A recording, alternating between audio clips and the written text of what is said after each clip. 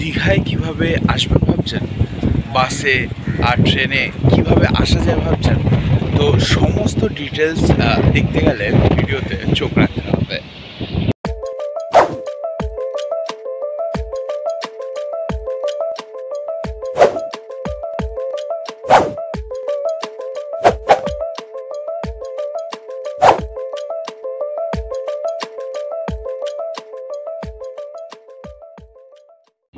নমস্কার বন্ধু, চলেছে একটা নতুন ভিডিও বাঙালির সবচেয়ে কাছের ডেস্টিনেশন দীঘা। বাড়ির কাছে সবাই একদিনের ছুটিতে দুদিনের ছুটিতে দীঘা চলে আসে।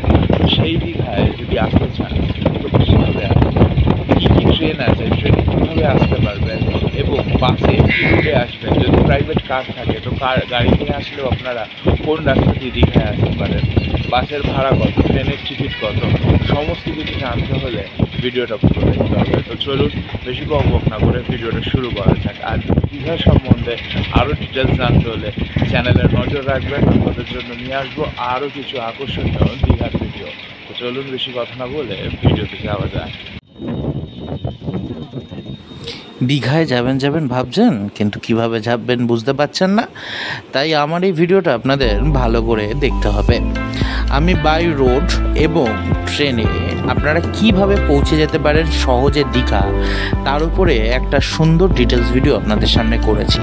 হাওড়া থেকে কি কি ট্রেন আছে দীঘার উদ্দেশ্যে এবং কটার সময় সেইটাও আপনাদেরকে এই ভিডিওর মাধ্যমে আমি বলে দেবো।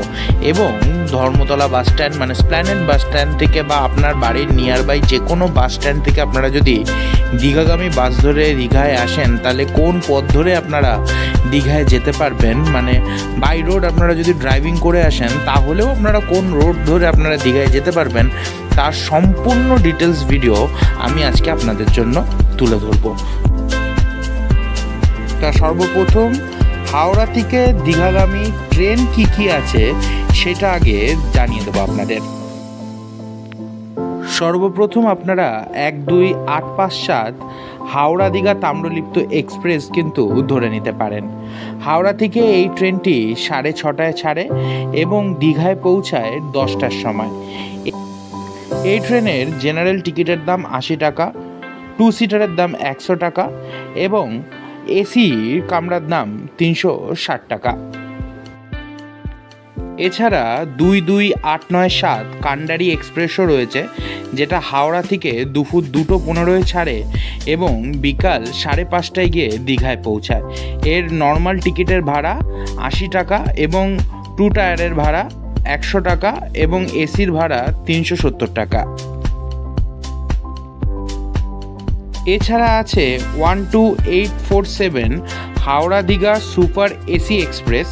এইটা সকাল 11:10 হাওড়া থেকে ছাড়ে এবং দুপুর 2:20 দীঘায় গিয়ে পৌঁছায়। এতে দু রকমের এসি ক্লাস আছে, একটা হচ্ছে 505 টাকা আর আরেকটা হচ্ছে 950 টাকা। এছাড়া আপনারা হাওড়া থেকে মেদিনীপুর লোকাল ধরে পাঁশকুড়া এসে নামতে পারেন। তারপর পাঁশকুড়া থেকে আসানসোল দীঘা গ্রামে যে ট্রেন আছে সেইটা ধরেও কিন্তু আপনারা দীঘা খুব সহজেই পৌঁছে যেতে পারেন এবং এর ভাড়া কিন্তু অন্যান্য ট্রেন থেকে অনেক কম থাকবে।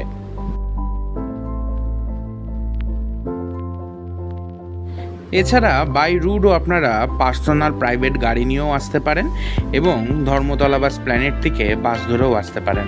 নর্মাল বাসের ভাড়া কিন্তু 250 থেকে 200 টাকার মধ্যে থাকে এবং এসি বাসের ভাড়া 400 থেকে 450 টাকার মধ্যে ওঠানামা করে। এবার ডিপেন্ড করছে আপনারা কোন কোম্পানির বাসে করে আসছেন।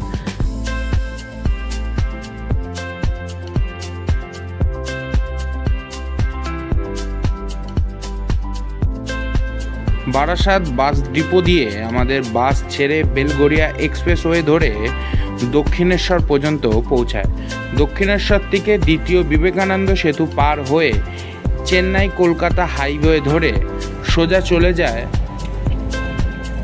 পাকুড়িয়া পর্যন্ত। এই পাকুড়িয়ার যেই মোড় রয়েছে এইখান থেকেই কিন্তু ধর্মতলাগামী যেই বাসগুলো আছে তারাও কিন্তু ধর্মতলার দিক থেকে এসে এই চেন্নাই কলকাতা হাইওয়ে যেই রোড রয়েছে সেই রোডেও কিন্তু তারা একসাথে জয়েন্ট হয়। মানে আপনারা যদি ধর্মতলার দিক থেকে আসেন তাহলে আপনারা দ্বিতীয় হুগলি সেতু ক্রস করে ওই সাইড দিয়ে সোজা চলে আসবেন পাকুড়িয়ার থেকে আপনারা বেঁকে যাবেন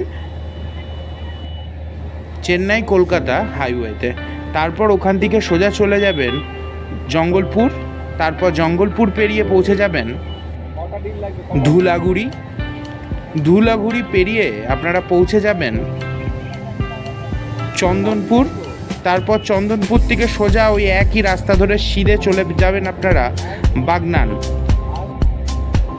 বাগনানের পর রূপনারায়ণ নদী পেরিয়ে পৌঁছে যাবেন কোলাঘাট, যেখানে আপনাদের বাসের প্রথম স্টপেজ থাকবে। এবং আপনারা যদি প্রাইভেট কার নিয়ে আসেন তাহলেও আপনারা কোলাঘাটে প্রথম হল্ট করতে পারবেন।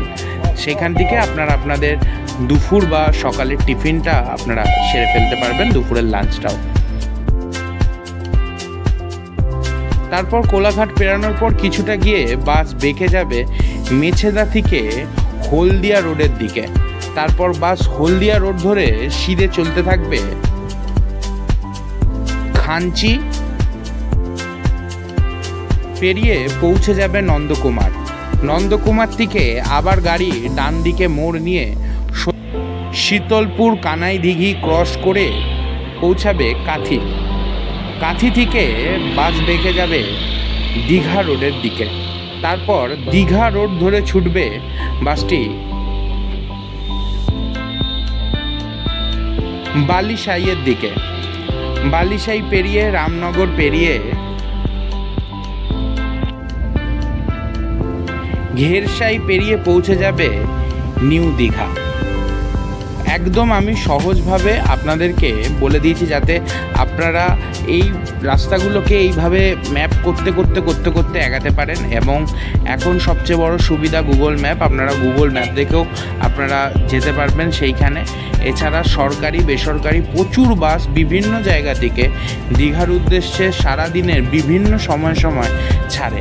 আপনাদের সুযোগ সুবিধা ও সময় বুঝে আপনারা বাসের টিকিট কেটে আপনারা অতি সহজেই পৌঁছে যেতে পারবেন দীঘা। এবার আপনাদের মনে একটা ধারণা থাকতেই পারে যে আমরা দীঘা পৌঁছে থাকবো কোথায়। যদি আপনারা ওল্ড দীঘায় থাকতে চান তার কিছু বাজেট ফ্রেন্ডলি হোটেল সম্বন্ধে আমি আগেই ভিডিও করে রেখেছি, আমি সেই ভিডিওর লিঙ্ক ডেসক্রিপশানে দিয়ে দেব। এবং যদি আপনারা নিউ দীঘায় থাকতে চান তো সেই নিউ দীঘারও কিছু বাজেট ফ্রেন্ডলি হোটেল সম্বন্ধে আমি ভিডিও করে রেখেছি, সেটাও আমি ডেসক্রিপশানে দিয়ে দেব।